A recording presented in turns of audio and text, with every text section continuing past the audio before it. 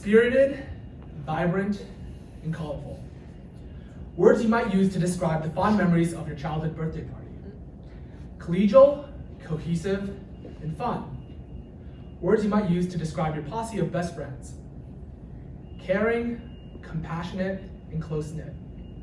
Words you might use to describe your own family. And yet those were the very words that 18 interns used when asked to describe Mercy. It appears that we are all just a happy group of best friends within a larger family, childishly celebrating our first birthday party. When we first entered Mercy as 18 strangers, I have to admit that I was worried.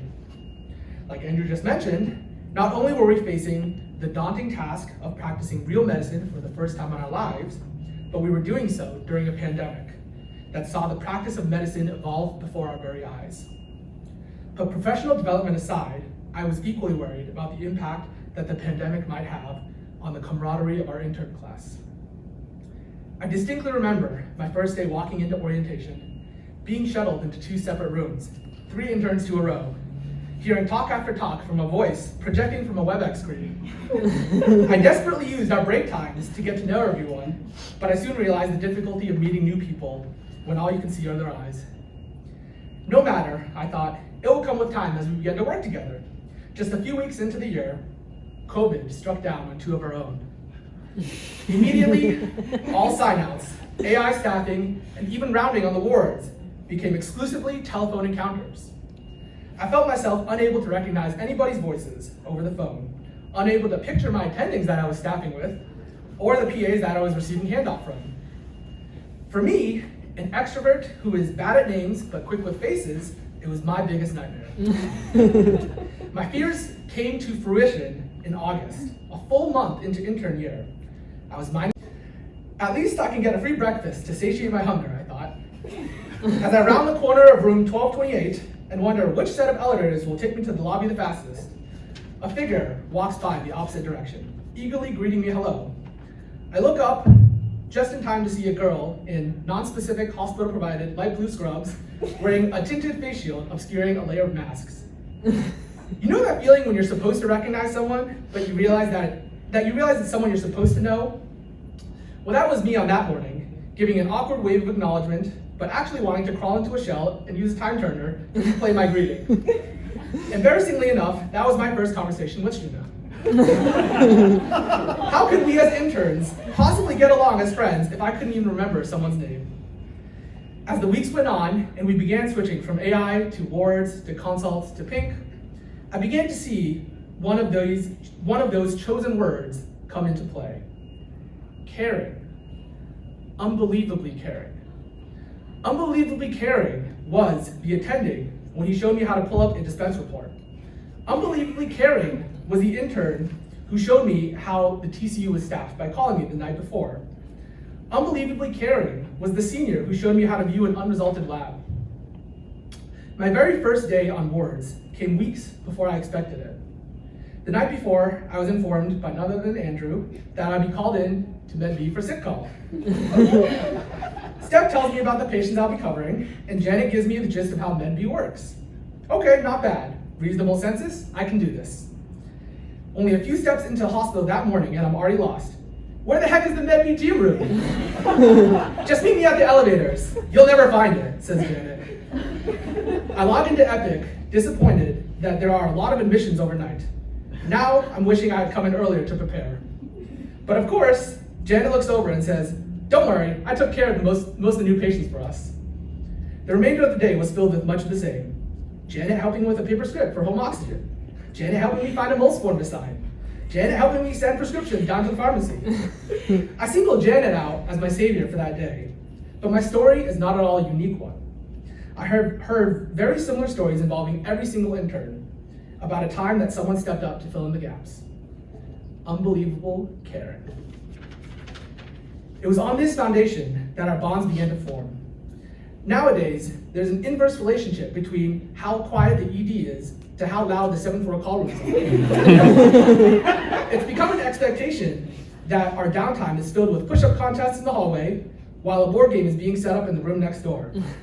Yet even when the ED is busy, there's no shortage of small talk happening between the call rooms.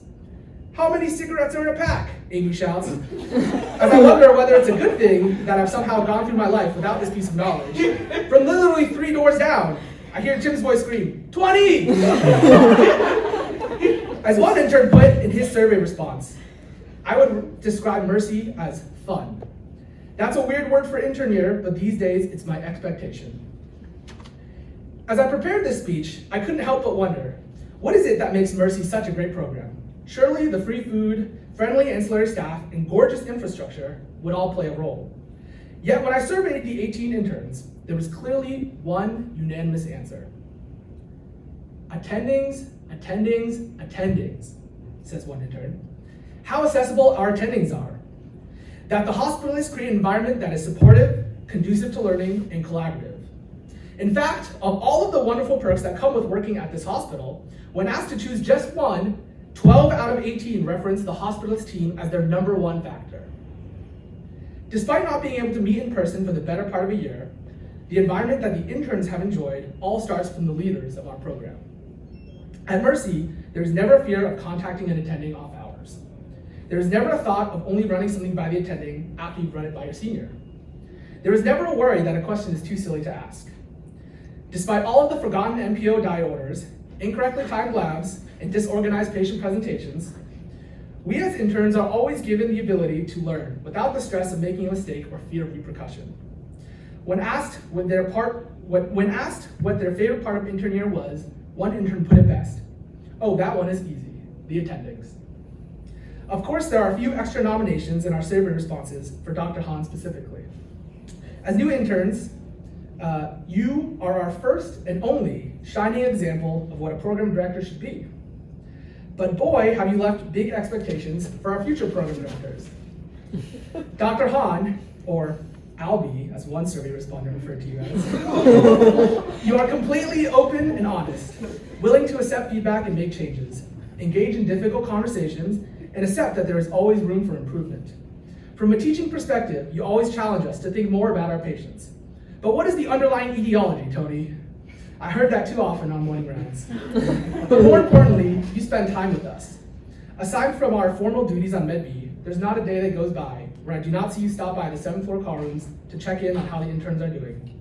For 1 week, you played the role of intern, coming in early to write notes for your patients, call consults, place orders, not because you need a refresher on how to practice medicine, but because you wanted to experience what being an intern feels like and to better relate to our frustrations that we bring up and to improve our workflow for next year's interns.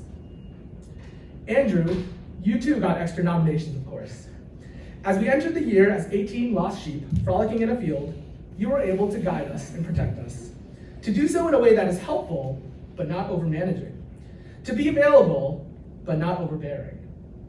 To lay down the law when things aren't right, but also to be open to change. And of course, to field 6-way trades that benefit everyone but you. You've done more for us this year than we even came in expecting. So clearly, there is one thing missing from my depiction of intern year. Take one glance at various social media platforms, Reddit or Student Doctor Network, and you will find daily posts about the woes of being an intern. I was called in to cover a 28-hour ICU shift with no prior experience because of COVID. I brought up a suggestion to my chief and instead got in trouble for speaking my mind. That brought me to wonder, are there hidden grievances that our intern class has been afraid to share? So, in order to be fair, I had to include that in my survey. What is your least favorite aspect of Mercy? Buckle up, because you haven't heard these responses in our monthly chief check-ins. The responses I got went as follows. I'll have to think about it. I honestly can't say. I think we have it pretty good overall. I can't think of one right now, but I'll let you know if one comes to mind. Ooh, that's a good question. I'll have to think about that. And so on the list went. Of our more meaningful responses, here's what I received. The sushi prices increased. My A1C went up 1 point for each month of free food. I still haven't gotten a pillow from Larry. Let us pray. Blaring into our patient room CID when they're sleeping can induce delirium. There's a 1 in 6 chance I can view a chest x-ray on any given computer. How you can log out of a computer, realize you forgot something, try to tap back in, and the computer asks for your password again. Needless to say, every single person sitting in this room has contributed to the absolutely amazing and, dare I say, outstanding year that this has been. It was one of the most challenging years, but equally one of the most rewarding. We now face a new challenge of taking everything we've ever learned about the heart, lungs, kidneys, liver, and replacing it with nothing but eyeballs, skin lesions, tracheas, and black and white pictures. All jokes aside, what we've gleaned from our brief one-year stint is the foundation of all medicine, but more importantly, the foundation of what it means to be a community of learners and educators. I'm already looking forward to reunion at Dr. Han's house next year, where I can hear the juicy stories of our new program and why they don't meet the unrealistically high expectations that Mercy has set for us. I now end my speech with one of the most fitting survey responses that I received. When asked, what is the least favorite aspect of Mercy, one intern said, "It's going to be hard to leave." Thank you.